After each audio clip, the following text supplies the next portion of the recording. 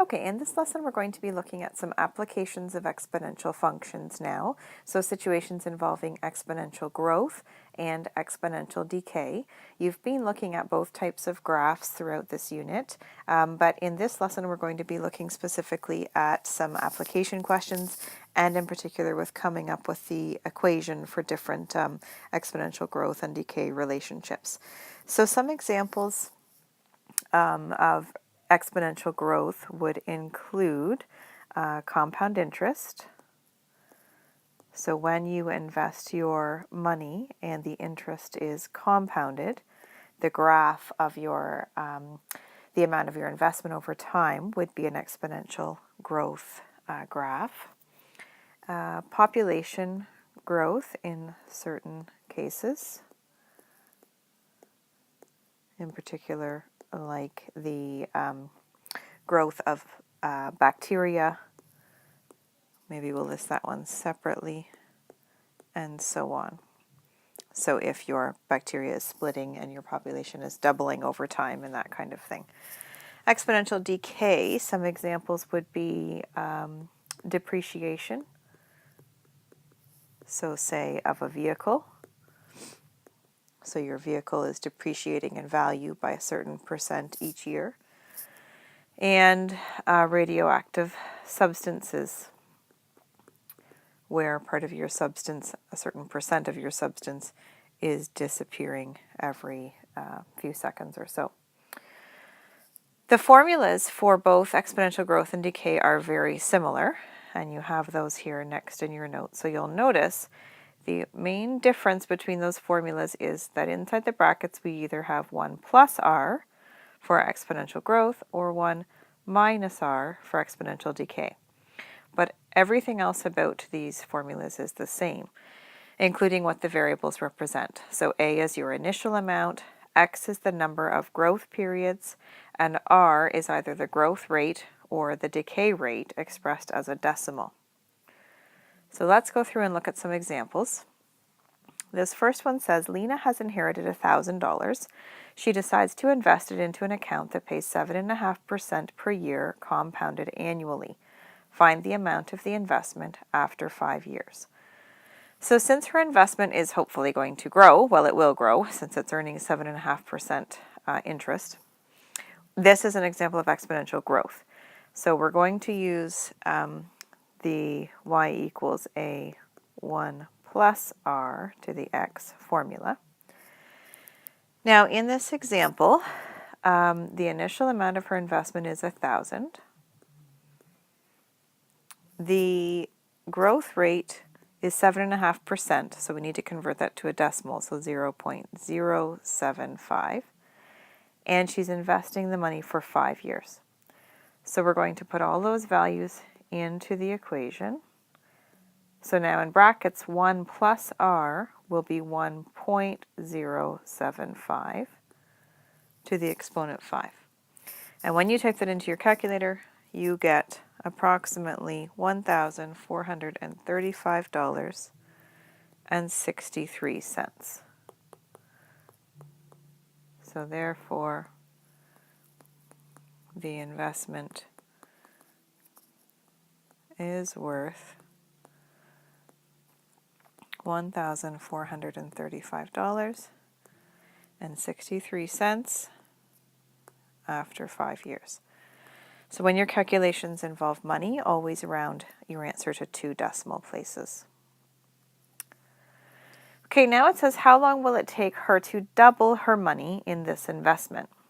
So if she had $1,000 to begin with, then now in our formula, we'll keep it the same as what we had in part A, except now it's going to be this exponent x that we're looking for, since it says how long will it take. So x is the variable we're trying to find. How long will it take her to double her money? So if she's doubling her money, that means the amount in her investment at the end would be 2,000. So we're going to replace the y with 2,000. And then we're going to solve this equation for x. Okay, when solving this equation to get x by itself, the first thing we're going to do is divide both sides of the equation by 1,000.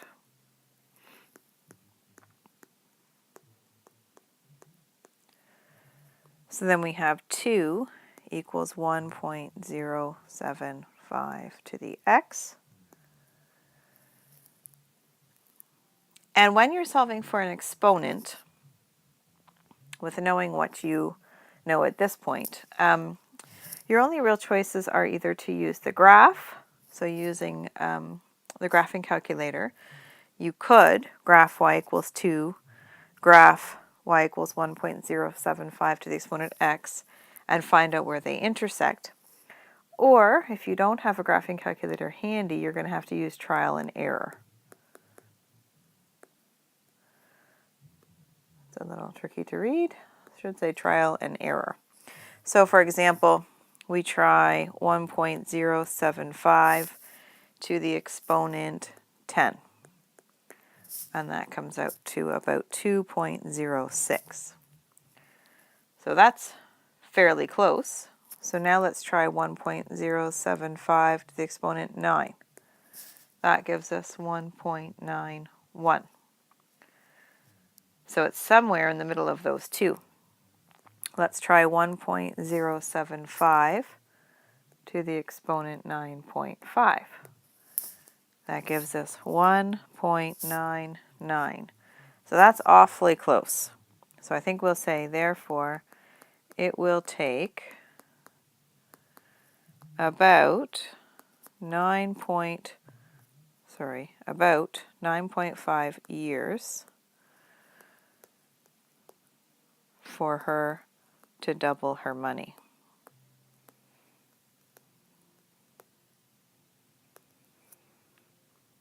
Okay, moving on. Next example says a ball is dropped and bounces several times, losing some of its rebound height after each bounce. The height reached in meters after n bounces is given by this equation. From what height was the ball initially dropped? So we can see from the equation that the initial value is 1.5. So the initial height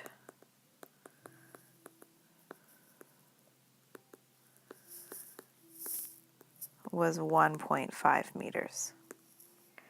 And what is the height of the ball after 4 bounces? So for that, we're going to replace n with 4 in the equation, and that tells us it was about 0.47 meters.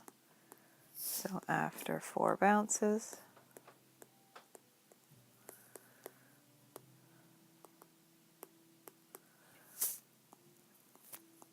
the height was 0.47 meters.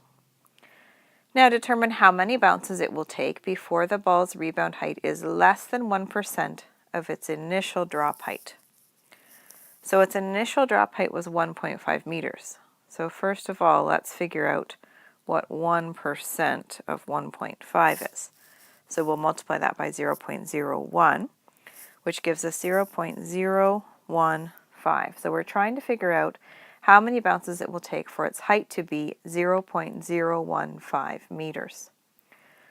So in the equation that's given in the question, this one here, we're going to replace h with 0.015.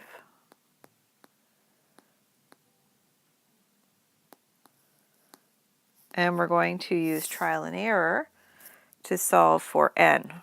Now, before we do that, though, we'll simplify this a little bit by dividing by 1.5 on both sides, sort of like we did in the question earlier. So then that reduces our question down to 0.01 equals 0.75 to the exponent n. So using trial and error,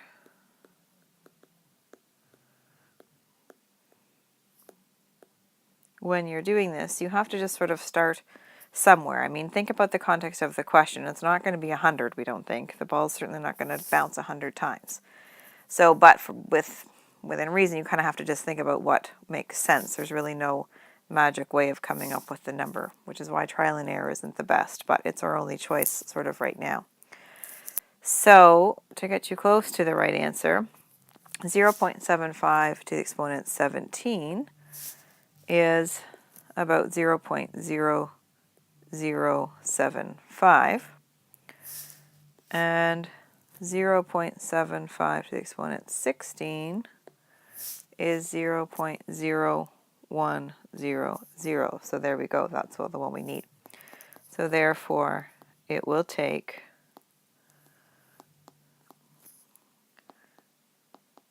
16 bounces.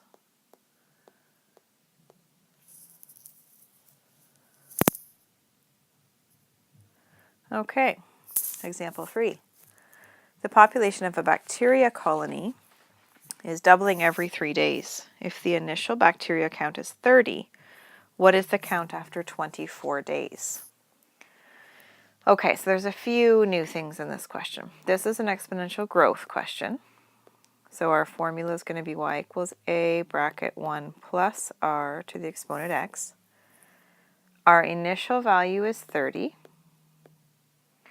Our r value is actually 1.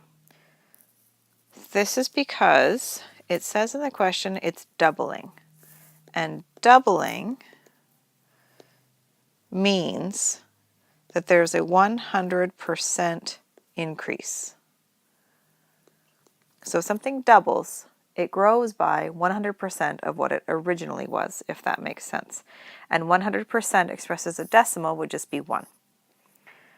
Okay, and the other sort of tricky thing in this question is that we need to calculate the value of x. Because in the question it says it doubles every 3 days for 24 days. So we have to think about how many times does it double. Well, we would take the number of days and divide it by the number of days it takes to double once. So there's 8 doubling periods. Remember originally in your formula, oh my goodness, that's hard to read. In your formula, we said that x is the number of growth periods. So in this case, that would be a doubling period. So it's 8 doubling periods.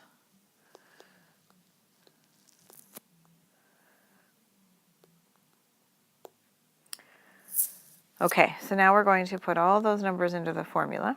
So we'll have 30, and brackets will have 1 plus 1 to the exponent of 8. Now notice that means in the brackets we have 2, and then to the exponent of 8, which makes sense. If something's doubling, then we're going to multiply it by 2. So this population is going to double 8 times. So we're going to multiply 30 by 2 to the exponent 8, which gives us 7,000. Oh my goodness, let's try that again.